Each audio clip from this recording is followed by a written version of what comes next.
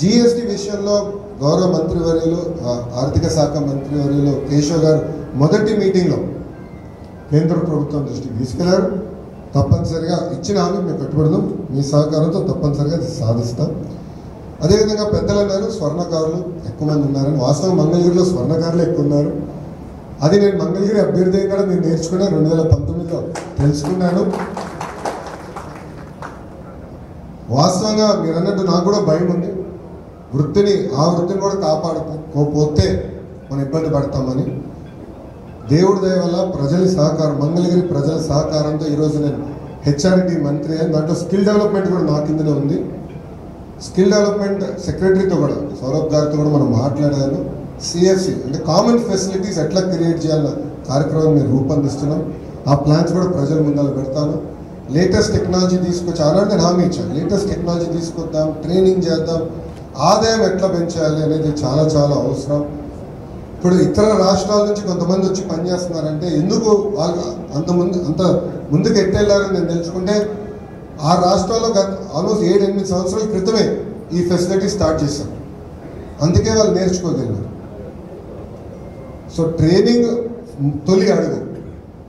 కానీ నేను ఆలోచించేది, ఆనాడు నేను చెప్పింది కూడా 25 ఎకరాలు, కనీసం 25 ఎకరాల్లో ఒక పార్క్ ఏర్పాటు చేద్దాం, కంపెనీలు తీసుకొద్దాం, యూజ్డ్ గోల్డ్ రిఫైనరీ కానివ్వండి, డిజైనింగ్ కానివ్వండి, కటింగ్ మెషిన్లు కానీ అంటే ఆవరణ కటింగ్ మెషిన్లు కానివ్వండి, అదేవిధంగా ప్రైవేట్ రంగంలో ఉన్న అనేక సంస్థలు ఉన్నాయి, వాళ్ళ దగ్గర నుంచి కూడా మనం చాలా నేర్చుకోవచ్చు. డిజైన్లు కానివ్వండి, మారిపోతున్నాయి, ట్రెండ్లు చాలా ఫాస్ట్గా మారిపోతున్నాయి.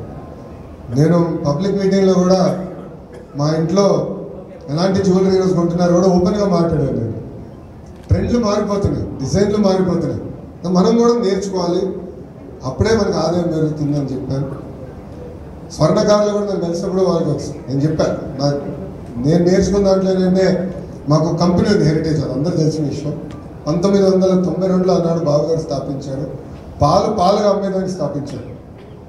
సో సంఘ పెద్దలు వచ్చినప్పుడు చెప్పారు, ఈరోజు మేము పాలుగా అమ్మితే మేము నష్టపోతాము. ఈరోజు పెరుగు ఉంది, ఐస్ క్రీమ్ ఉంది, పన్నీర్ ఉంది.